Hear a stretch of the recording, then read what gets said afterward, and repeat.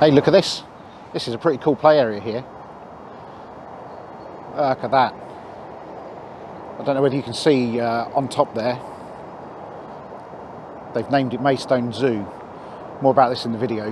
But whilst it's nice and quiet, let's go in and have a look. Look at that. I don't know whether you can see that sign clearer now. Maidstone Zoo. So we'll talk about that in a second.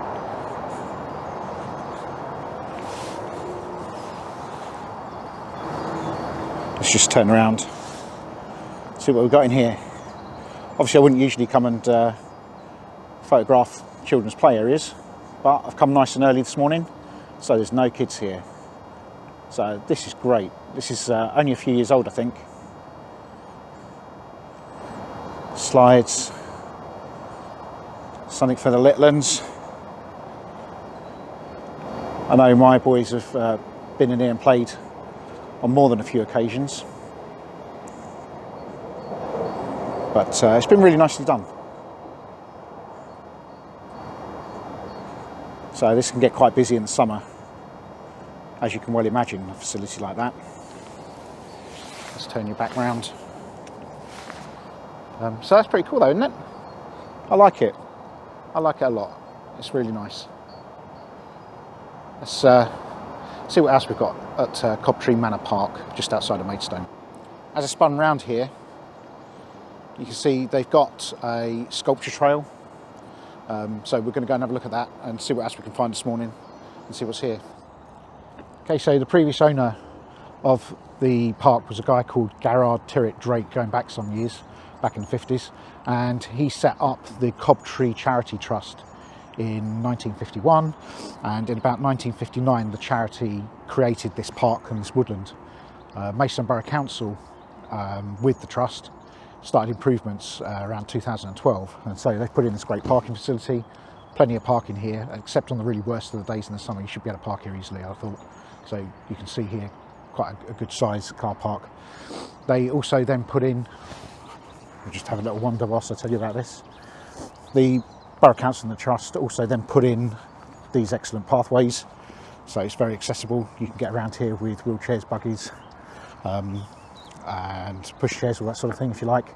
They put in that, and they added the zoo themed play area, and they added the sculpture trail as well. So we're going to go and have a look at that now, see what it's like. It's a beautiful morning here today. Let's just have a look. That's the path back from the car park. We're going to head up here into the main route around the parkland. You can hear all the birds chirping away this morning. What we're going to do is go up. I don't know whether you can see in the distance up there, there's this building. I know what the building is, I've been here before, so let's go and take a look at that and catch up in a second. Here we are at this building. I'm just going to back off so we can get a better angle on here.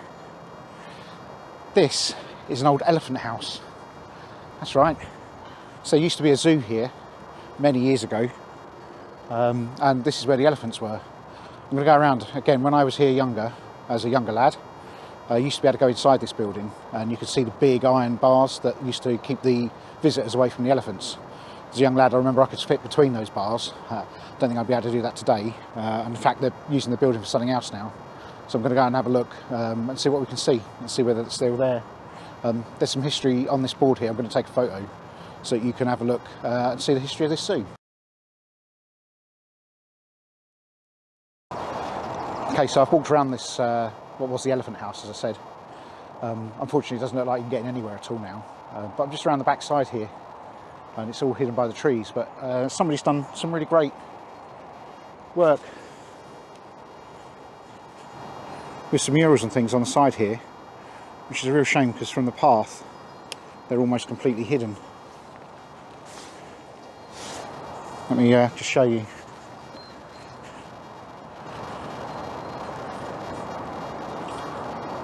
You can get a fair view actually, but yeah, you used to be able to go inside there, not anymore.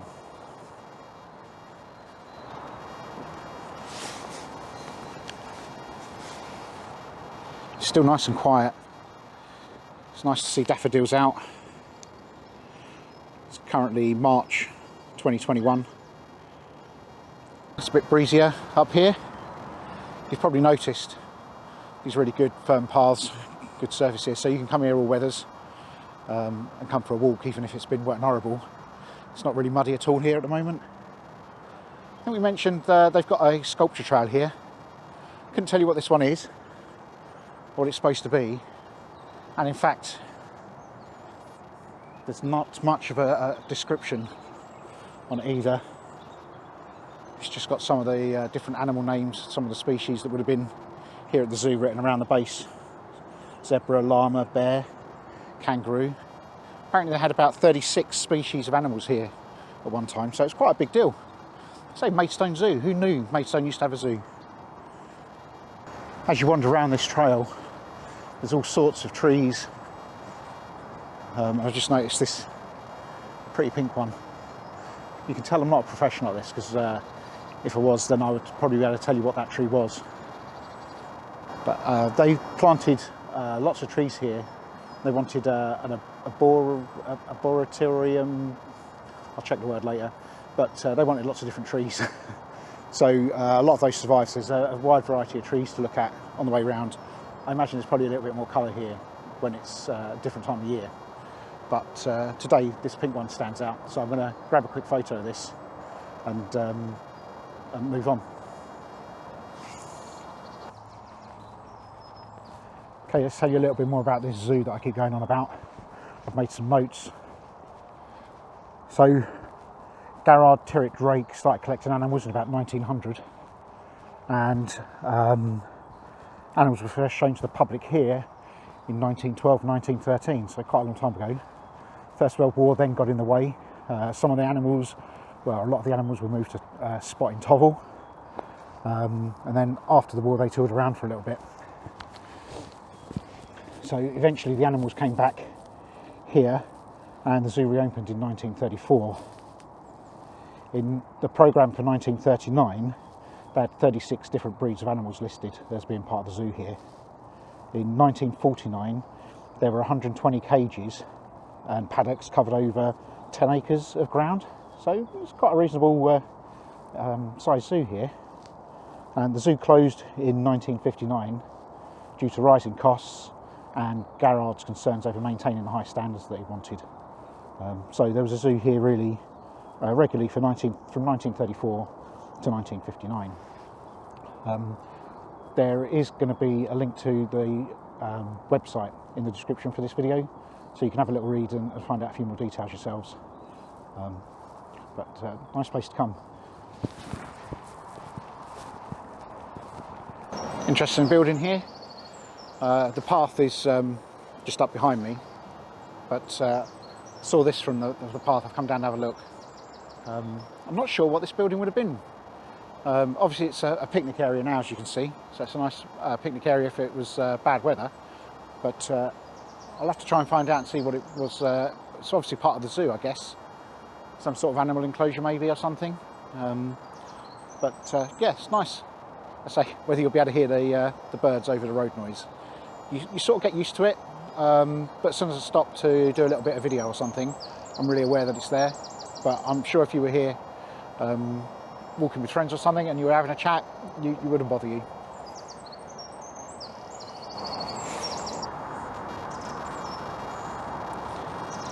Okay, so that funny word I was trying to pronounce earlier, it's arboretum, and I found this sign here. I'll take a photo so you can see what it says. But basically they were trying to create an alternative Kew Gardens effectively. So they planted up over 600 species, different species of trees and shrubs between 1980 and 1981.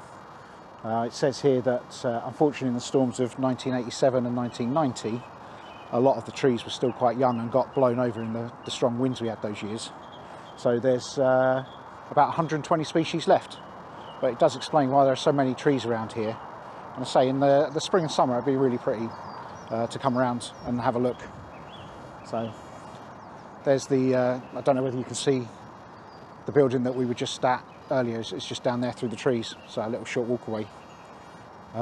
It's quite nice that they've put out all these information signs and things for the people that are interested. This obviously has got a lot of history as a park to come to. Say Maidstone Zoo. I'm probably going to mention that a couple of times throughout this video. I bet you'll get the idea that there used to be a zoo here. I think it was visited by, as was at the time, Princess Elizabeth, who I assume is actually obviously the current Queen. It wasn't very clear on their website when I had a look, but I'm pretty sure that's who they meant. So it's had royalty visit here, and in fact there was a connection with the old owners of the park and Charles Dickens as well. So apparently one of the characters in one of the Charles Dickens novels has taken its influence from a visit that Charles Dickens made to this area, obviously all that time ago. Oh, we've come to another of these structures. Let's have a look and see what we've got here.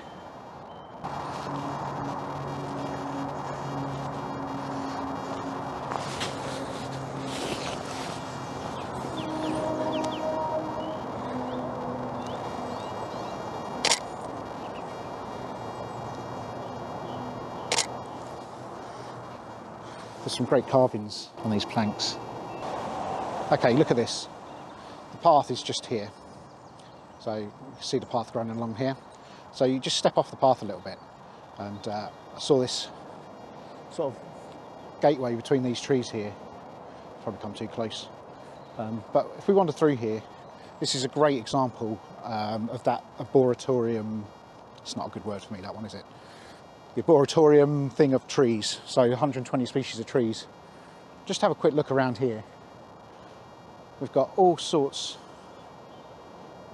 of trees in the background. I wish I could tell you what they were. I think this is silver birch.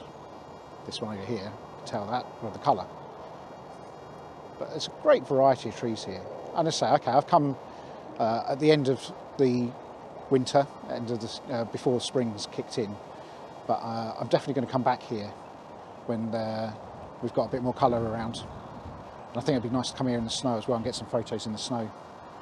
So that's my quick 360 pano. It's a great example of the variety of trees I've got going on.